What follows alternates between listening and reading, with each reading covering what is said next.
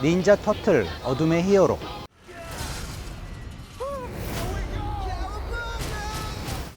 혹시 닌자 거북이라는 만화 시리즈 기억하시는 분들 계십니까? 미스터 통통인 제가 나이가 39살인데 제 또래라면 아마 닌자 거북이라는 만화를 기억하시는 분들이 적지 않을 거예요. 영어 원제로는 Teenage Mutant Ninja Turtles, 그러니까 10대 돌연변이 닌자 거북이라는 제목의 30여 년간 만화와 TV 애니메이션 등으로 많은 사랑을 받아온 닌자 거북이. 이를 20여 년 만에 리부트하니까 트랜스포머 시리즈를 연출한 마이클 베이 감독인데요. 마이클 베이가 제작을 맡아 2014년에 내놓은 닌자 터틀은 전 세계적으로 4억 9천만 달러의 흥행 수익을 거뒀습니다. 닌자 터틀이 시리즈를 새롭게 시작하는 만큼 닌자 터틀의 탄생과 이들의 숙적 슈레더 간 대결을 그렸다면 이번 영화는 새로운 캐릭터를 등장시켜 이야기를 확장해 나갑니다. 우선 광기의 천재 과학자 백스터 스톡맨이 슈레더의 탈출을 도와 그와 함께 지구 정복을 꿈꾸고, 돌연변이 악당 듀오 비밥과 락스테디는 슈레더의 수하로 나와 덤앤더머 같은 웃음을 줍니다. 영화의 장점은 무엇보다 액션. 브라질 마나우스 상공에서 닌자 터틀이 적이 탄 비행기로 고공 낙하하는 장면, 이구아수 폭포를 배경으로 펼쳐지는 닌자 터틀과 악당 간 대결 장면은 영화의 백미입니다. 제가 사실 이 영화를 리뷰함에 있어서 접근 방법과 접근 방향이 조금 고민이 많이 됐던 영화예요. 이 영화 자체가 어린 아이들 혹은 중고생들을 좀 겨냥한 영화라고 좀 볼 수 있습니다. 그 반면에 이 영화를 보는 많은 사람들이 저와 같은 30, 40대도 적지 않을 거예요. 트랜스포머 또한 만화 애니메이션을 원작으로 한 영화인데 그 영화를 보러 온 관객들 중에 제 또래 관객들이 적지 않았습니다. 향수, 즐겨봤던 프랜차이즈의 향수를 즐기고 싶은 제 또래의 아저씨들.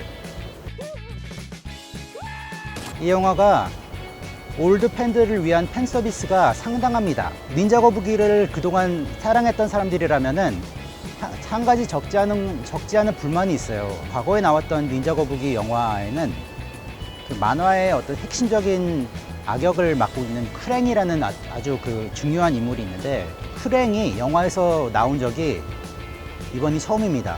만화가 아닌 어떤 방법으로는 구현이 된 적이 없는 그 캐릭터입니다. 크랭. 몸통이 뇌예요. 그 뇌를 운반하는 로봇가 있습니다. 좀 너무 덕후스러운 얘기를 많이 했던 것 같은데, 스토리라인은 일단 단순하다 못해 굉장히 좀 무식한 느낌이 적지 않은 영화입니다. 슈레더라는 어떤 악역이 1편에서 이제 잡혔는데 2편에서는 탈옥을 해갖고 아까 말씀드린 크랭이라는 인물과 함께 협력을 해갖고 그 4차원에 있는 어떤 악의 무리들을 지구로 이제 데리고 와갖고 지구를 정복하겠다는 좀 굉장히 단순 무식한 내용인데, TV 원작 애니메이션의 대부분 내용이 거기에 그런 내용에 이제 기반을 했었거든요. TV 원작 내용에 좀 충실하다는 그 설정은 굉장히 그 원작에 충실하다고 할 수 있고, 정글북 또한 한 99%가 컴퓨터 그래픽으로 제작이 됐지만 이 영화 또한 만만치 않습니다. 하지만 한 가지 염두를 둘 것은, 정글북은 대자연을 그래픽으로 구현한 것이 상당 부분이라면은 이 영화는 이제 도심과 브라질의 어떤 대자연 속에서 또 전투를 벌이는 대목이 있는데, 정글북에서 받는 인상하고 그 닌자 터틀 2에서 받는 인상, CG의 인상은 굉장히 좀 다르다고 말씀드릴 수 있을 것 같아요. 얼핏 봤을 때는 카메라로 찍어 온 것 같은 느낌? 닌자 터틀 같은 경우는 조금 이질감이 많이 듭니다. 그리고 또 이 영화가 뭐 굉장히 단순한 줄거리를 갖고 있지만 그 안에 또 어떤 핵심적인 모티프들이 또 뭐 좀 있긴 있습니다.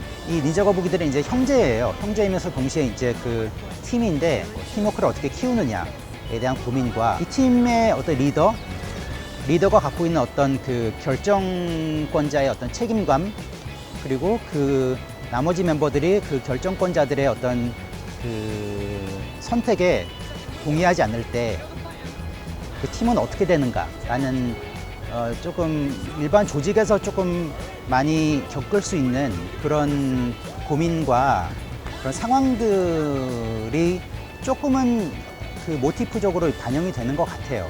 이스터에그, 그러니까 닌자 거북이를 오랫동안 알았던 사람들만 포착할 수 있는 깨알 같은 그 팁들. 91년도에 나왔던 닌자 거북이 2를 제가 극장에서 봤던 기억이 있어요. 근데 그 영화에 보면은 바닐라 아이스라는 래퍼가 나와갖고 그 아이스 아이스 베이비라는 노래가 그 영화의 OST에 실려 있습니다. 근데 그 노래가 이번 영화에도 잠깐 나오는 대목이 있어요. 어떤 90년대의 대중문화를 즐겼던 사람들이만 포착할 수 있는 어떤 오마주들, 슈퍼 패미콤 컨트롤러가 또 나오는 부분이 있고요. 닌자 터틀 어둠의 히어로는 두 부류의 관객을 타겟으로 삼습니다.